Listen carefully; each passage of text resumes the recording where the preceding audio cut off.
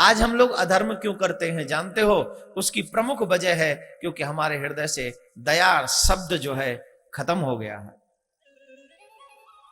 अभी मैं न्यूज सुन रहा था आज सुबह ही, तो सुबह पता चला संपत्ति के लिए एक बेटे ने अपने मां बाप दोनों को ही गोली मार दी। आप एक बात सोचिए, जो संपत्ति के लिए अपने मां बाप को मार सकते हैं, उनका कोई कुछ लगता है क्या? जवाब दीजिए। जिनके नजरों में पैसा ही सब कुछ हो गया हो,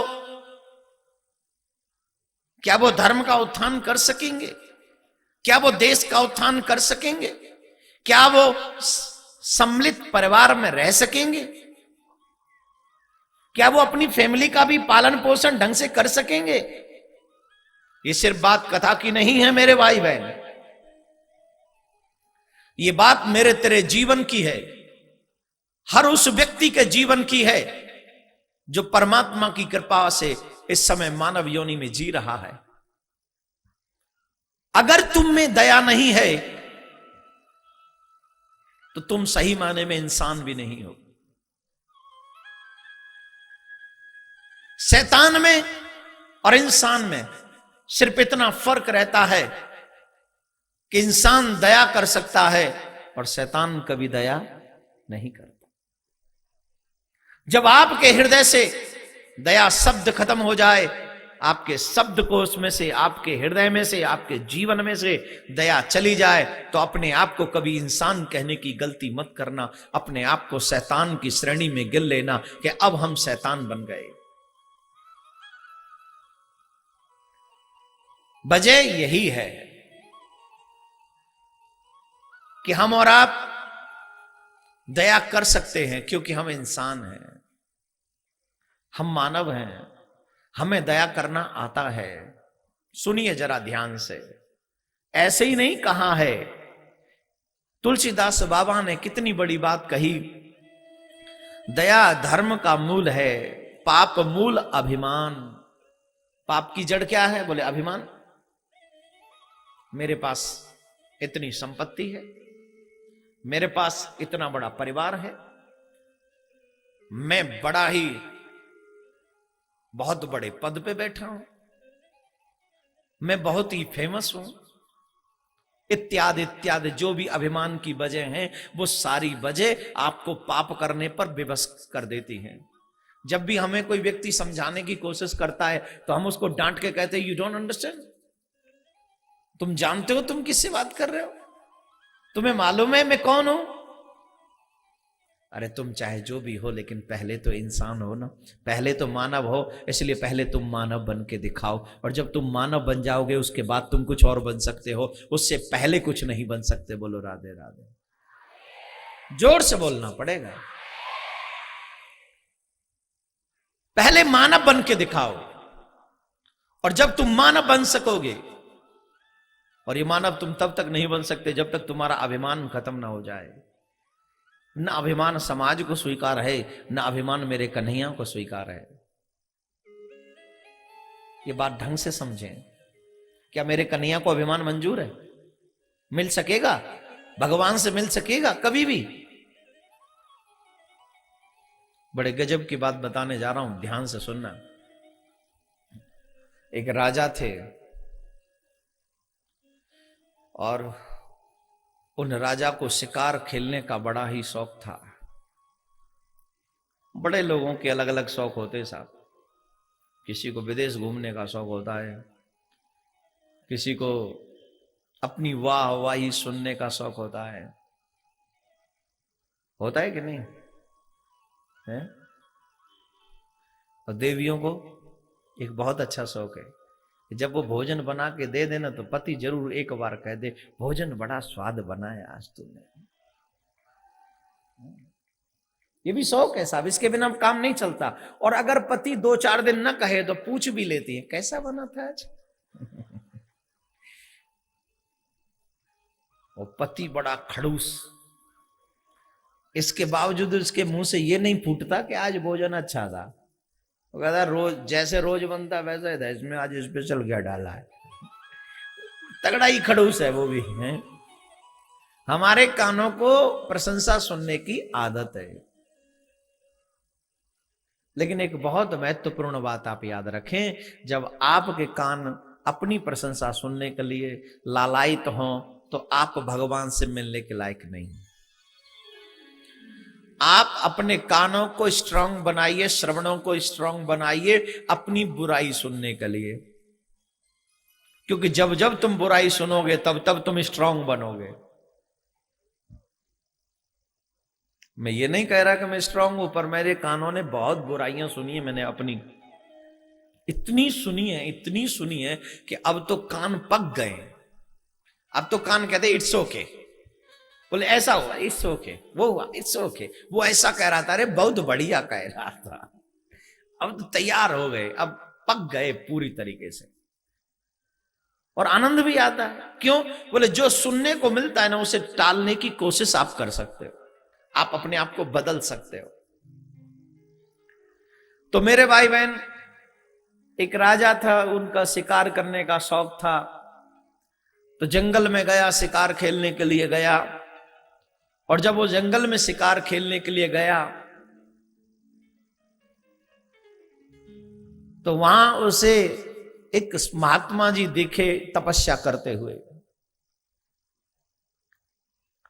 और जब तपस्या करते हुए एक महात्मा जी को उसने देखा तो बड़ा प्रसन्न हो गया, जाकर चरणों में प्रणाम किया और चरणों में प्रणाम करके बोला, महात्मन आपको देखकर मन बड़ा संतुष्ट हो रहा है, मन बड़ा प्रसन्न हो रहा है, आप क्या कर रहे हैं जरा कृपा करके बता दीजिए। तो साधु बोले, मैं भगवान की तपस्या कर रहा हूं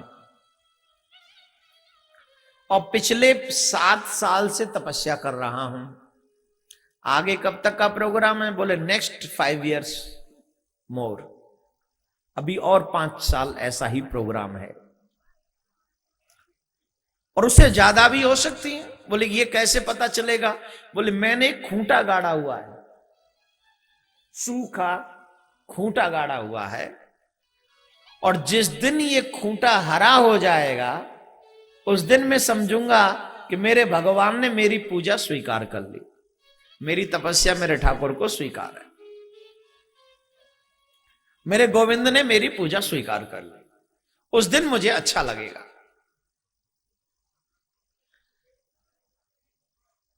बड़ा अच्छा हुआ।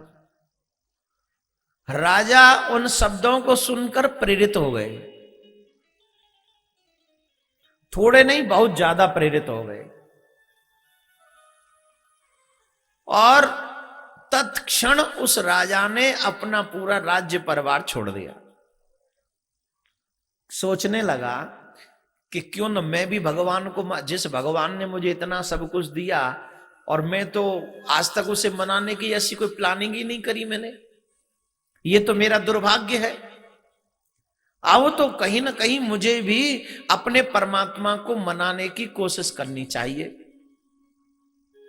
वो राजा साधु महात्मा जी से थोड़ी सी दूर पर बैठ गया, बाबा जी बनकर साधु हो गया, त्यागी हो गया, और उसने भी एक कुछ गाड़ लिया, ऐसा ही सूखा सा पेड़ की डाली उखाड़ी उसने गाड़ दी। बोले मुझे भी तो पता चलना चाहिए कि मेरे ठाकुर जी को मेरी सेवा मंजूर हुई कि नहीं। वो भी गाड़ के बैठ गया।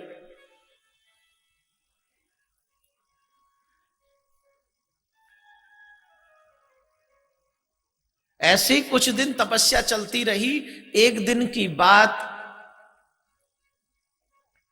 अंधेरा होने को था, कुछ यात्री जंगल में रास्ता भटक गए और महात्मा जी के पास पहुंचे, और महात्मा जी के पास पहुंचकर उन्होंने रास्ता पूछा कि कृपा करके हमें रास्ता बता दीजिए, हम रास्ता भटक गए हैं, हमें नहीं पता कि हम किधर जाएं, हमें कोई भी गांव का रास्ता नजर नहीं आ रहा है, कृपा करके रास्ता बता दीजिए। उन लोग जो यात्री आए हुए थे, जो रास्ता भटके हुए थे, उन भटके हुए यात्रियों को एक शहर तक पहुंचाए, और जो खुद ने ही यात्रियों के लिए एक धर्मशाला इत्यादि बनवाई हुई थी, उसमें जाकर उनको ठहराया, पूरी व्यवस्था करवा दी उनकी, भोजन पानी से उनको संतुष्ट करके जब सूर्य निकल आया तो सूर्य निकलने पर उनसे आने की इजाजत मांगी। अब मुझे आज्ञा मिले तो मैं जाऊं। ठीक है। और जैसे ही ये वापस आए तो इन्होंने देखा जो डाली इन्होंने गाड़ रखी थी वो अचानक से हरी हो उठी,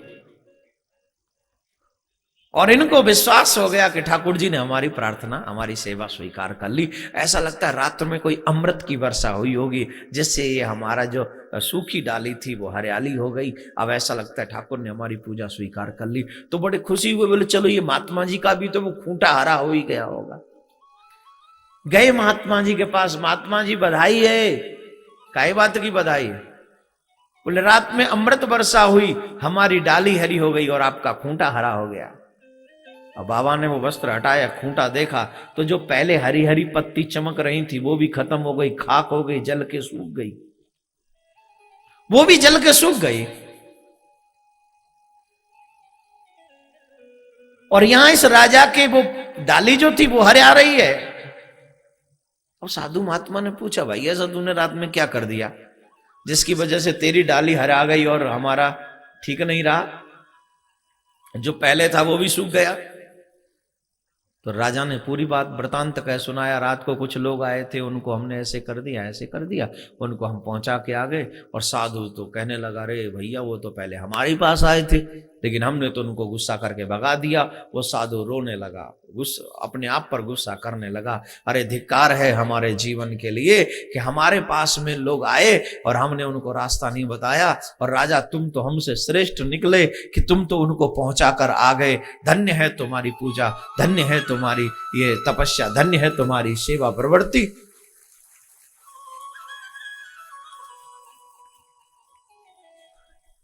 ये निश्चित बात है, दिल में अगर रहम नहीं सारी इबादत बेकार है। दिल में अगर रहम नहीं तो सारी इबादत बेकार है। दिल में अगर रहम नहीं तो सारी रियाजत बेकार है। जब तक तुम किसी की सेवा ना कर सको, कहते हैं service to man service to God. तुम जब मानव की सेवा करते हो, किसी भटके हुए को राह दिखाते हो, तो इससे परमात्मा प्रसन्न होता है। और ये तुम तभी कर सकते हो जब तुम्हारे मन में दया होगी। बिना दया के तुम ये सब नहीं कर सकते।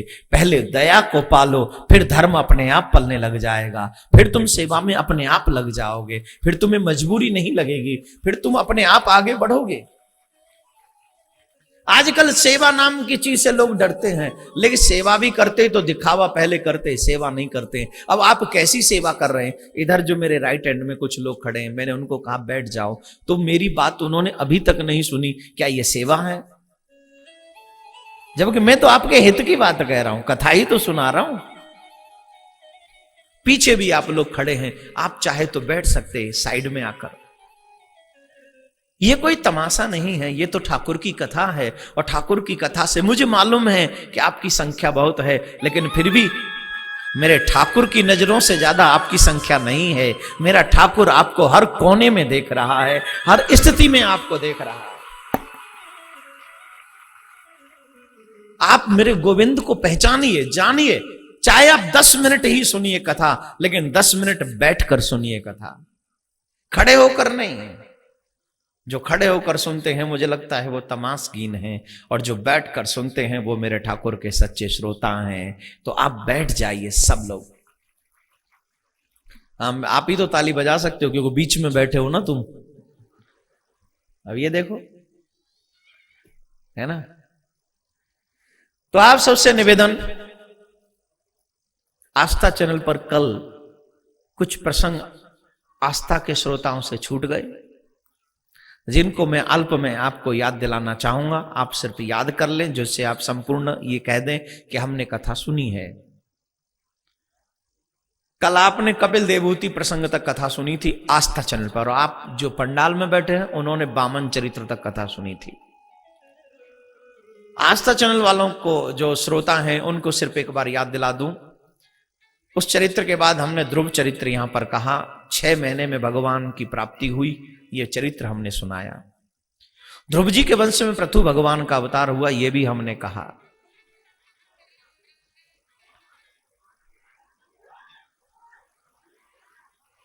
सभी बोलिए राधे राधे, जोर से बोलिए।